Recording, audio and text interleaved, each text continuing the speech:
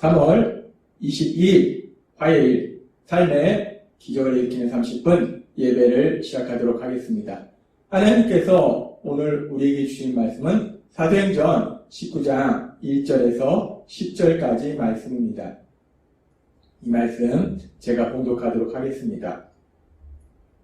아볼로가 고린도에 있을 때에 바울이 윗지방으로 다녀 에베소에 와서 어떤 제자들을 만나 이르되 너희가 믿을 때 성령을 받았느냐? 이르되 아니라 우리는 성령이 계심도 듣지 못하였노라.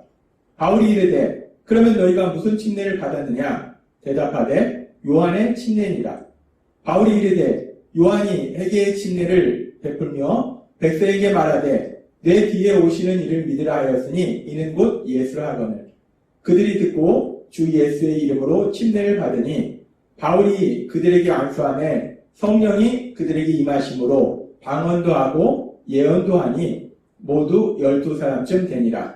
바울이 회당에 들어가 석 달 동안 담대히 하나님 나라에 관하여 강론하며 권면하되 어떤 사람들은 마음이 굳어 순종하지 않고 무리 앞에서 이도를 비방하거늘 바울이 그들을 떠나 제자들을 따로 세우고 두란노 서원에서 날마다 강론하니라.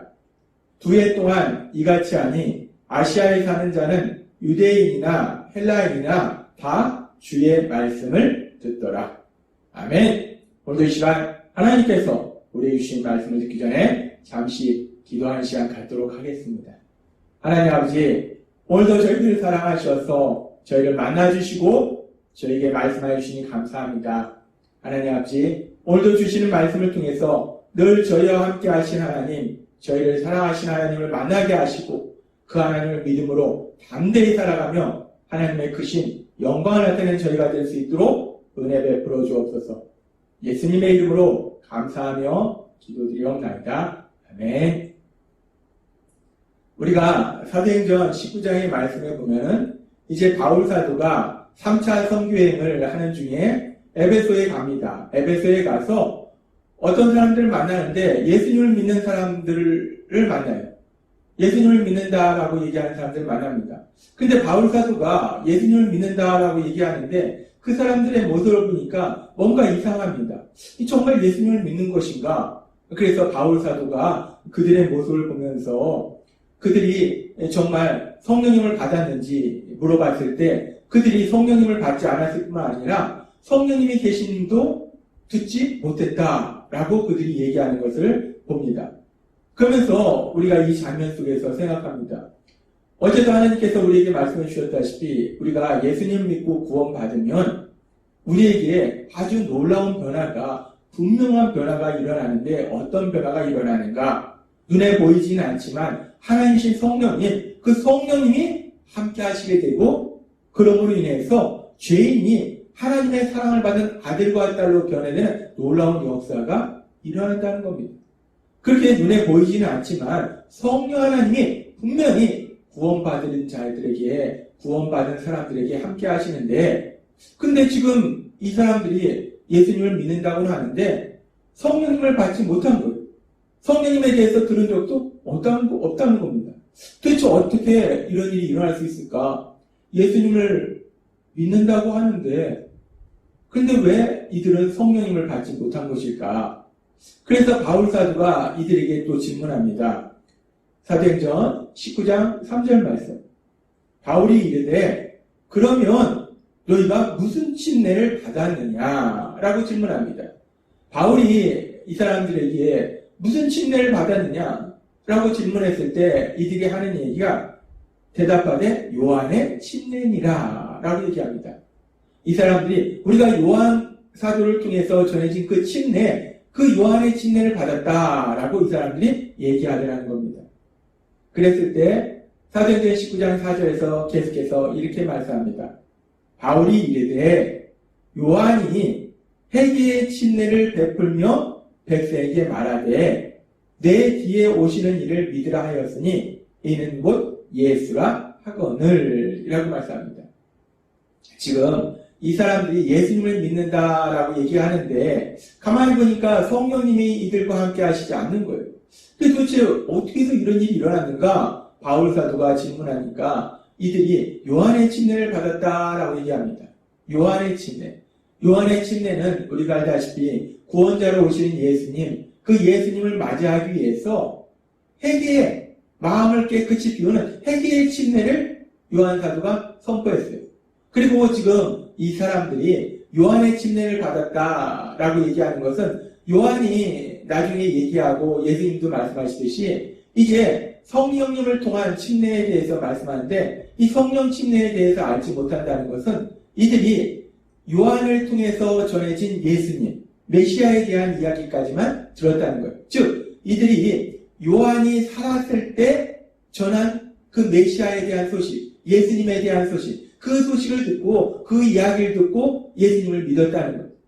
즉, 이들은 요한이 이제 침례 요한이 죽은 이후에 예수님께서 가르치신 그 가르치심, 그리고 특별히 더 중요한 것은 예수님의 십자가 죽으심과 부활하심에 대한 이야기를 듣지 못했다는 거예요. 복음에 대한 말씀을 듣지 못했다는 겁니다.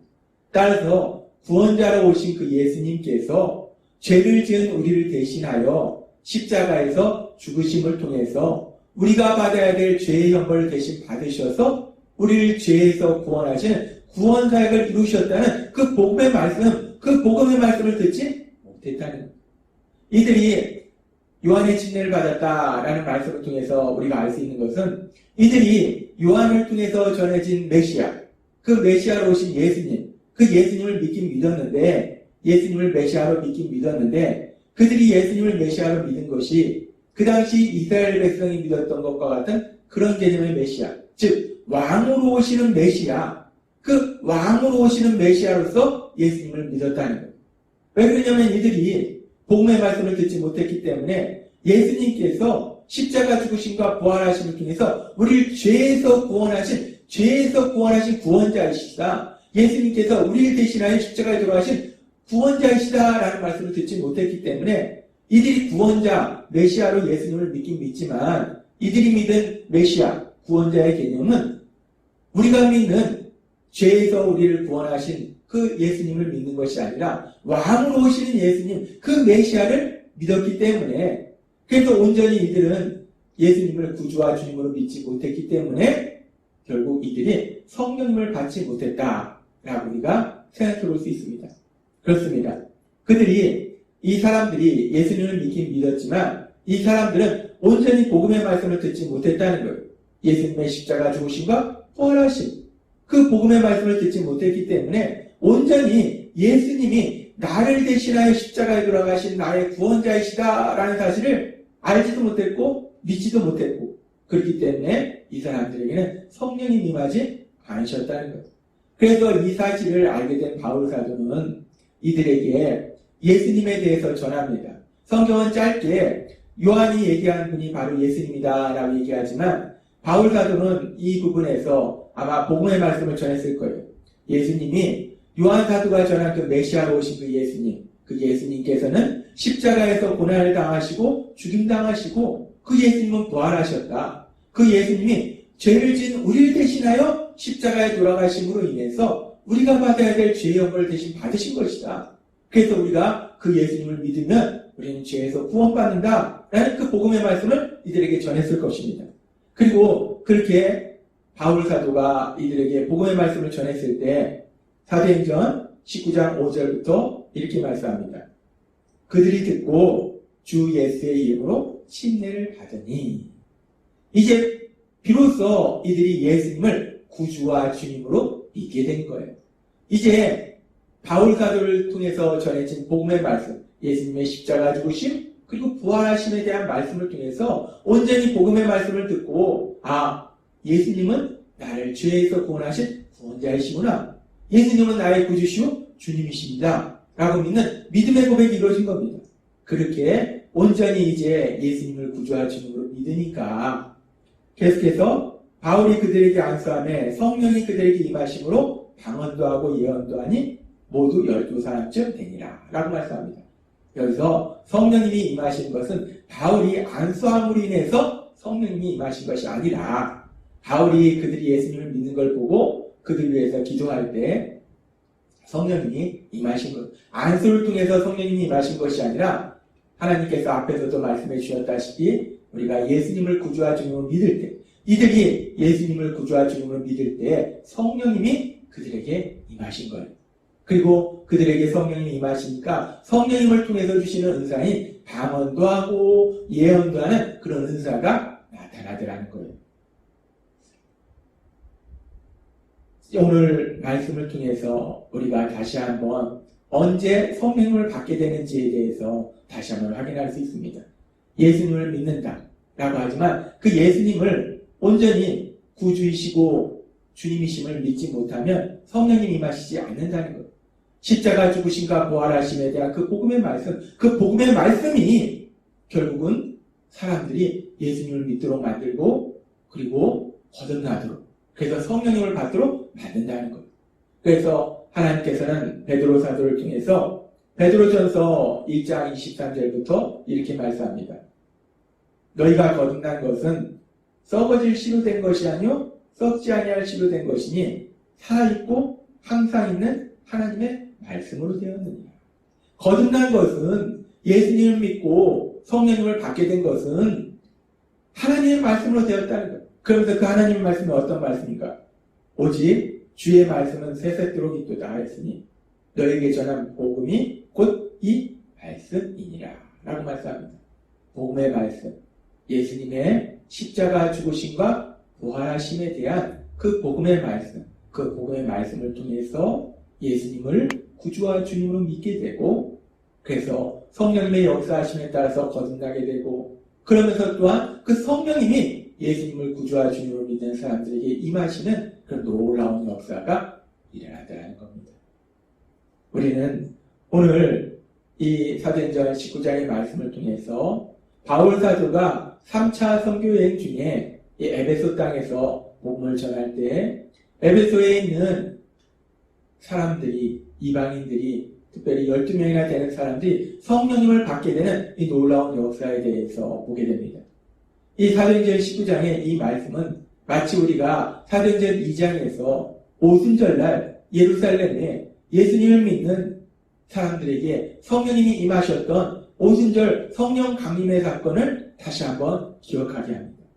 그렇게 사도행전 2장에서 오순절날 예루살렘에서 성령님이 예수님을 믿는 사람들에게 임할 때 그 성령님의 역사하심을 통해서 강력하게 복음이 세상으로 전파되었듯이 이제 사도행전 19장에서 성령님이 에베소에 있는 이방인들에게 임하심으로 인해서 이제 이방 땅에 강력하게 복음이 전파되는 놀라운 역사가, 하나님 나라가 확장되는 귀한 역사가 일어나더라는 것. 오순절날 성령 강림을 통해서 복음 전파의 강력한 역사가 일어나듯이 이제 에베소 교회에 성령님이 임하심으로 인해서 에베소 교회를 통해서 주변 지역에 강력하게 복음이 전파되는, 하나님 나라가 확장되는 놀라운 역사가 일어나더라는 겁니다. 그래서 계속해서 성경은 이렇게 말씀합니다. 그렇게 12명에게 에베소 교회에서 성령님이 임하시고, 그러면서 사도행전 19장 8절은 이렇게 말씀합니다. 바울이 회당에 들어가 석 달 동안 담대히 하나님 나라에 관하여 강론하여 권면하되 라고 말씀합니다. 그렇게 에베소 교회에 12명의 이방인들에게 성령님이 임하시면서 더욱더 강력하게 바울 사도가 복음을 전해요. 그 과정 속에 어떤 사람들은 믿고 어떤 사람들은 복음을 전하는 바울 사도를 여전히 핍박하는 사람도 있어요. 그래서 이번에는 바울 사도가 예수님을 믿는 사람들을 따로 모아서 사도행전 19장 9절부터 이렇게 말씀합니다.